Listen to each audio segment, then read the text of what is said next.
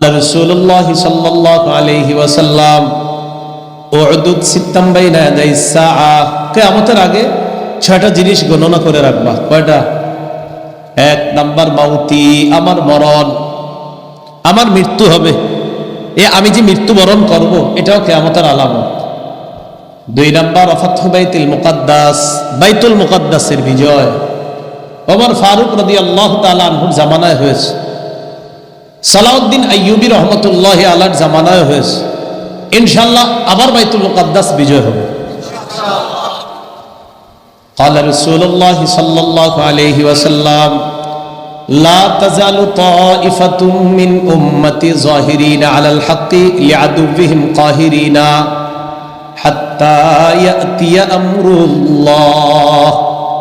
রাসূলুল্লাহ সাল্লাল্লাহু আলাইহি সাল্লাম বলেন, আমার উম্মতের একটা দল সদা সর্বদা হকের উপর থাকবে, শত্রুদের বিরুদ্ধে তারা কঠোর থাকবে, কিয়ামত আসার আগ পর্যন্ত তারা এরকম সত্যের উপর অটল থাকবে, শত্রুদের বিরুদ্ধে কঠোর থাকবে। সাহাবীরা প্রশ্ন করলেন, আইনা হুম ইয়া রাসূলুল্লাহ, হুজুর এরা কোথায় থাকবে? নবী জবাব দিলেন, বাইতুল মুকাদ্দাস ওয়া আকনাফু বাইতুল মুকাদ্দাস, এরা হলো বাইতুল মুকাদ্দাস আর তার আশেপাশের এলাকায় অবস্থানকারী মুজাহিদ। কি কথা বুঝে আসছে? এজন্য বিশ্লেষণ করেন না যে হুজুর এই হবে সে হবে, কিচ্ছু হবে না। বিশ্লেষণ এটাই, বাইতুল মুকাদ্দাস বিজয় হবে, এটাই বিশ্লেষণ। কারণ রাসূল সাল্লাল্লাহু আলাইহি সাল্লাম বলছে বিজয় হবে, তো হতেই হবে বিজয়, ইনশাআল্লাহ হবে। এখন শুধু বিশ্লেষণ চলতেছে, এত বিশ্লেষণ করে, আর বিশ্লেষণের জায়গা ফেসবুক, খালি বিশ্লেষণ বিশ্লেষণ করে। কিসের বিশ্লেষণ? নবীর বিশ্লেষণের চেয়ে আবার বড় বিশ্লেষণ কোনটা?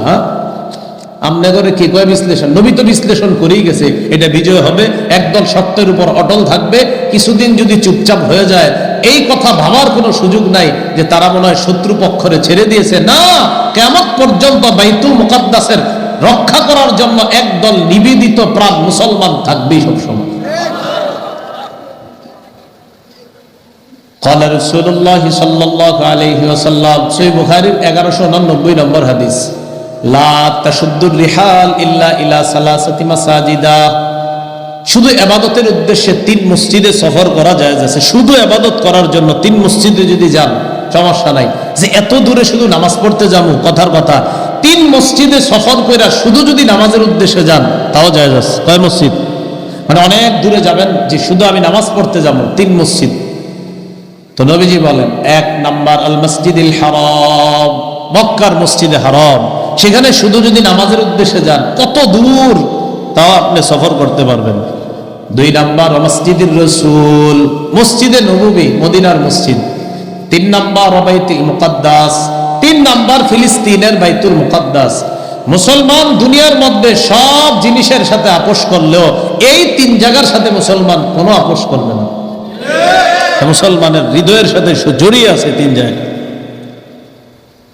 সুলাইমান আলাইহিস সালাতু ওয়াস সালাম আল্লাহর কাছে 3টা জিনিস চাইছে, তিরমিজি শরীফের 3954 নম্বর হাদিস। قال رسول الله صلى الله عليه وسلم, রাসূলুল্লাহ সাল্লাল্লাহু আলাইহি সাল্লাম বলেন, সুলাইমান আলাইহিস সালাতু ওয়াস সালাম আল্লাহর কাছে সালাসান 3টা জিনিস চাইছে। কয়টা? 1 নাম্বার হুকমান ইউসাদিফু হুকমা, আল্লাহরে বলছে, আল্লাহ আমাকে এমন বিচার করার যোগ্যতা দেন যে বিচারে কোনো ভুল হবে না। আপনার বিচার যেমন একদম অ্যাকুরেট হয়, আপনার বিচারে যেমন কোনো ধরনের সন্দেহ থাকে না, আল্লাহ আপনার বিচার যেমন নির্ভেজাল বিচার হয়, মাওলা আমারও এরকম বিচার করার যোগ্যতা দিয়ে দেন। সুলাইমান নবী বললেন।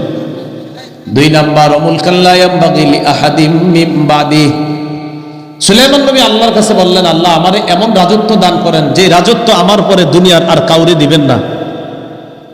সুলাইমান নবীরে আল্লাহ এমন বিচার করার যোগ্যতাও দিছে, আবার রাজত্ব দিছে, এমন রাজত্ব আল্লাহ তাকে মানুষের রাজা, জিনের রাজা, পশু পাখি পিঁপড়ারও রাজা বানায় দিছে। 3 নাম্বার বলছে, ওয়ান লা ইয়াতি হাদাল মসজিদা লা ইউরিদু ইল্লা সালাতা ফিহি, আল্লাহ বাইতুল মুকাদ্দাসে কোনো মানুষ যদি শুধু নামাজ পড়ার উদ্দেশ্যে আসে, শুধু ইবাদতের জন্য আসে, আমি আপনার কাছে দোয়া করি, আল্লাহ ওই ব্যক্তিকে আপনি সদ্য জন্ম নেওয়া নিষ্পাপ শিশু, যেমন তার কোনো পাপ থাকে না, মায়ের পেট থেকে জন্ম নেওয়া শিশুর মতো ওই মুসল্লিকেও আপনি নিষ্পাপ বানায় দিয়েছেন। এই জন্য মুসলমান বাইতুল মুকাদ্দাস এটা কোনোদিন ছাড়বে না, কারণ এটা তো বরকতপূর্ণ জায়গা। আল্লাহ আমাদের কথা বোঝার তৌফিক দান করে। এখন আবার মুসলমানের নামে অনেকে আবার ইহুদিদের খুব প্রশংসা করতেছে। নাম কি? নাম মুসলমান, কিন্তু প্রশংসা করে কাদের? বলতে বলতে এমনও বলে ফেলা হয় যে অনেক নবী ছিল ইহুদি। কি বললে? অনেক নবী ছিল ইহুদি। বেশিরভাগ নবী ইহুদি না, জানি কেমনে। ইব্রাহিম নবীর রব ইব্রাহিম নবীরে বললেন আসলিম, আপনি আত্মসমর্পণ করেন। ক্বালা আসলামতু লিরাব্বিল আলামিন। ইব্রাহিম নবী বললেন আমি বিশ্ব জগতের রবের সামনে আত্মসমর্পণ করলাম। বুঝলেন? আমার সাথে বলেন, বলেন আত্মসমর্পণ, বলেন নত হওয়া, আত্মসমর্পণ করা, মাথা নত করা, এগুলোর আরবি হলো ইসলাম। তাহলে আত্মসমর্পণ করার আরবি কি? মাথা নত করার আরবি কি? নত হওয়া আল্লাহর সামনে, আর আরবি কি? মনে থাকবে নি? আচ্ছা, তো ইব্রাহিম নবীরে বললেন আসলিম, আপনি আত্মসমর্পণ করেন, আপনি মাথা নত করেন। ইব্রাহিম নবী বলেন আসলামতু লিরাব্বিল আলামিন, আমি বিশ্ব জগতের রবের কাছে আত্মসমর্পণ করলাম, মাথা নত করলাম। এবার দেখেন ওয়াওয়াসা বিহা ইব্রাহিম বানিহি ওয়া ইয়াকুব। ইসলামের ব্যাপারে ইব্রাহিম নবী আর ইয়াকুব নবী তাদের সন্তানদেরকে উপদেশ দিস, ইয়া বানিয়া ইন্নাল্লাহা আস্তাফা লাকুমুদ-দীন ফালা তামুতুন্না ইল্লা ওয়া আনতুম মুসলিমুন। ইব্রাহিম নবী তার সন্তানদেরকে বলেছেন, ইয়াকুব নবী তার সন্তানদেরকে বলেছেন, হে আমার সন্তানগণ, ইন্নাল্লাহা আস্তাফা লাকুমুদ-দীন, আল্লাহ তোমাদের জন্য ইসলাম এই ধর্মটাকে মনোনীত করেছেন। কোন ধর্ম? হ্যাঁ বলেন, কোন ধর্ম? তাহলে ইব্রাহিম নবীর ধর্মের নাম কি? ইয়াকুব নবীর ধর্মের নাম কি? ইয়াকুব নবী ইন্তেকালের সময়, ইব্রাহিম নবী ইন্তেকালের সময় সন্তানদেরকে যে ধর্মের কথা বলেছেন, ধর্মটার নাম কি? কি কয় দেখেন, ফালা তামুতুন্না ইল্লা ওয়া আনতুম মুসলিমুন, মুসলমান না হয়ে মইরো না। তো আমরা জানি ইব্রাহিম নবীর সন্তান ইসহাক, ইসহাক নবীর সন্তান ইয়াকুব, ইয়াকুব নবীর সন্তান অসংখ্য অগণিত নবী। তো বলেন তো ইয়াকুব নবী তার সন্তানদেরকে কোন ধর্মের ওসিয়ত করছে? তাহলে ইয়াকুব নবীর পরে যে নবীরা হবে তাদের ধর্ম হবে কি? ইসলাম। কি বলা হচ্ছে? কি চিন্তা করছেন? বেশিরভাগ নবী ইহুদি ছিল। তাফসীর ইবনে কাসীর, আল্লামা ইবনে কাসীর লেখছেন, ইহুদিরা দাবি করে মুসা আলাইহিস সালাতু ওয়াস সালাম, এরা দাবি করে মুসা নবীর ধর্ম ইহুদি। খ্রিস্টান ধর্মের কিছু লোক দাবি করে ঈসা নবীর ধর্ম খ্রিস্টান ধর্ম। ইবনে কাসীর জবাব দিয়েছে, লা ইউকালু আন মুসা ইন্না দীনাহু আল-ইয়াহুদিয়্যা। মুসা নবীর ব্যাপারে এটা বলা যাবে না, মুসা নবীর ধর্ম ইহুদি, এটা বলা যাবে না। দেখেন, ওয়ালা ইউকালু আন ঈসা ইন্না দীনাহু আন-নাসরানিয়্যা। ঈসা নবীর ব্যাপারে এটা বলা যাবে না, ঈসা নবীর ধর্ম খ্রিস্টান ধর্ম, বরং বাল দীনুহু আল ইসলাম, মুসা নবীর ধর্ম ইসলাম, ঈসা নবীর ধর্ম ইসলাম। বলেন মুসা নবীর ধর্ম, ঈসা নবীর ধর্ম ইসলাম। খ্রিস্টান ঈসা নবীর কিছু অনুসারী বিভিন্ন কারণে কোন লোকের সাথে মিলায়া এই ধর্মের নাম রাখছে নাসারা। আর মুসা নবীর কিছু অনুসারী কি করছে, এক ব্যক্তির নামের সাথে মিলায়া এটার নাম রাখছে ইহুদি। মনে রাখতে হবে মুসা নবীর ধর্মের নাম ইহুদি ধর্ম না, মুসা নবীর ধর্ম ইসলাম। ঈসা নবীর ধর্ম ইসলাম। ইয়াকুব নবীর যে সন্তানরা নবীগণ, তাদের সবার ধর্ম হলো ইসলাম। বরং আদম নবী থেকে যত নবী আল্লাহ পাঠাইছে সকলের ধর্ম হলো ইসলাম। না, এটা আপনাদের কপাল কুঁচকে গেছে অনেকে, যে সকলের ধর্ম ইসলাম হয় কেমনে? দলিল আছে তো, দুই পাশে দুইটা তিন, মাঝখানে দুইটা চার, কত হয়? 3443 বুখারীর হাদিস। বলেন মোবাইলে মিলান,